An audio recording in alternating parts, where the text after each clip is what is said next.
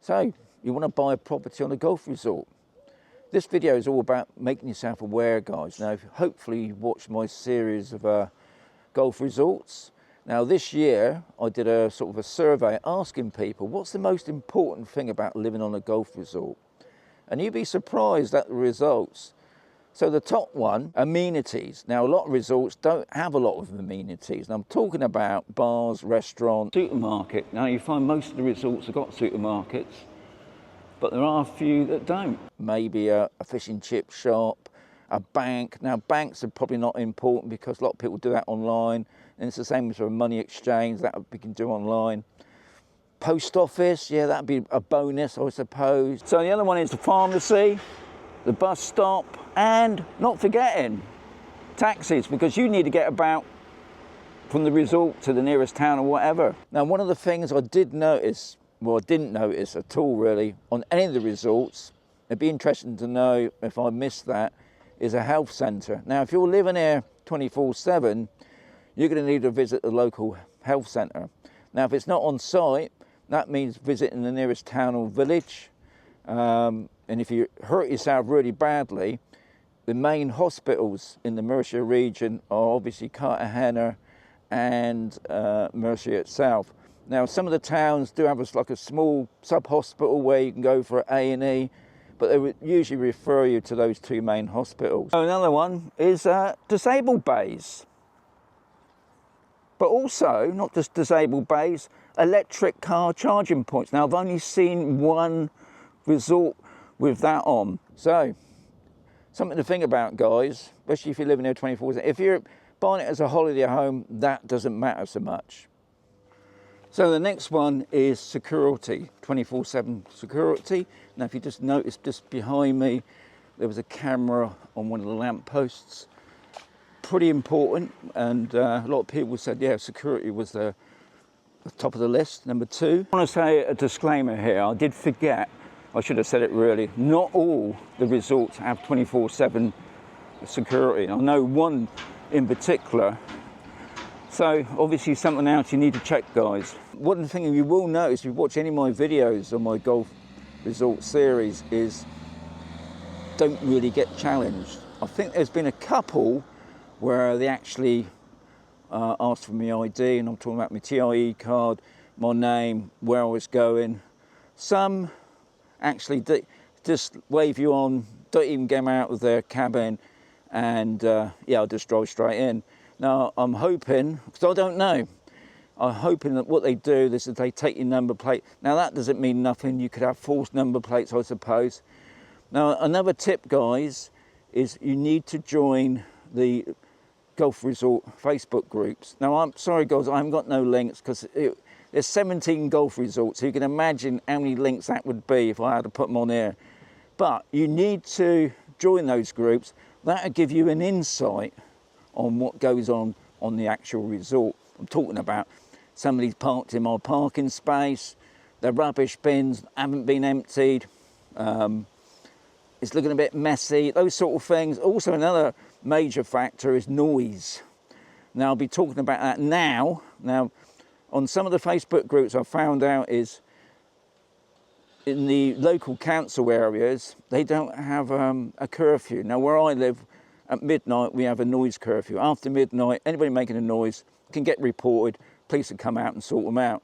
Now, on the resorts, as far as I know, they haven't got nothing like that, because I've seen people complaining about, you know, because they work the next day, 3 or 4 o'clock in the morning, there's parties going on around the communal pools. Security won't deal with that, guys. All they're there for is to make sure there's nobody suspicious. I've actually been challenged while I've been walking about on one, asking him what I was up to, and I said I was making a video. Oh, we're not allowed to do that sort of thing. Which is good, which is good to be challenged. So what you will find is that the security will be driving around in a car or a van to making sure. Now, I'm just looking at the moment, just to prove it. If I turn it around now, you've got cameras on that round about there. So they are about, that's the good thing about this here in Spain. Right, another thing, guys, I've seen on the Facebook groups, they do get burglaries every now and again. And also they get squatters, unfortunately. And that's mainly to do with the holiday rentals. Yeah, they just get a problem with that, unfortunately. So, you know, just want to make you aware of that. Thankfully, it doesn't happen a lot. But having 24/7 security is a big bonus, I must say. And that will be in part of your community fee. So another good thing I've noticed on some of the resorts, well, one actually, and I saw, as you walk down the street, signs up, neighbourhood watch scheme, which obviously in the UK it worked pretty well, because obviously with the security going around in a van or car, I think they miss things sometimes. And somebody looking out the window, hello, what's he doing? You know, probably me. But I think that's a brilliant idea. And another thing about security. So the next one is the care of the resort, the management. Now, there's a few resorts I've been on to, especially this year. The management side has been pretty poor. I'm not on about keeping the roads nice and tidy, the plants cut back. I'm on about things that going around the community pools, fencing, some a little bit loose. I think they need to be, you know, looked at. The painting is another big one, believe it or not. And with the painting, got a camera on me now. Yeah, the painting.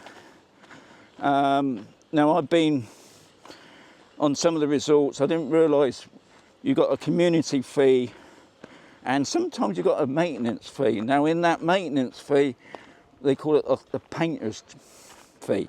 And I think every 5 years they paint, you know, they repaint the blocks. Now usually it's white. Now I've seen some of the resorts, they haven't been painted for a long time. And it just looks shabby. I just think it's such a letdown, because these resorts are supposed to be, you know, the best. You want to go to these places, oh, it looks lovely. But you see some of these buildings, you know, and obviously other things as window frames haven't been maintained. Now I'm told on some, you actually get like I think they call the community of owners in the block. There'll be somebody in charge, and you go to them if there's a problem, say the lift's not working, I don't know, you've got a leak or something like that, and then they refer it to the actual management, and hopefully they deal with it. On some of the resorts, obviously, which is good news really, is they've got a lot of building going on, a lot of new builds. I'm all about apartments, villas, but do you want to live next to that, like a building site? But, you know, hey, it's not most important, but it's just something to be aware of. So the last one, believe it or not, is actually the golf course. Now there's a few golf resorts, even though they call themselves golf resorts, that haven't actually got a golf course up and running, because obviously the management have, I don't know, disappeared, gone bankrupt. Where there are others that are quite popular golf resorts, and they're just not looking after the greens properly. I was really surprised this year. I know we're in ever since I've been here in Spain, it's always been a drought. And I think that beginning of the year, Murcia had reinstated all the golf resorts here, that they get their irrigation lakes. You find a lot of these lakes here, they call them irrigation lakes. So they're allowed so much water. Now, some of these resorts have got their own water, but if it's managed well, they're perfect. I've said before, on the top 3 golf resorts, one of them, I've never seen grass so greener. And we've had a really hot summer here. So they've got no excuse, because I know a lot of it's to do with the irrigation systems. They probably haven't been replaced for years.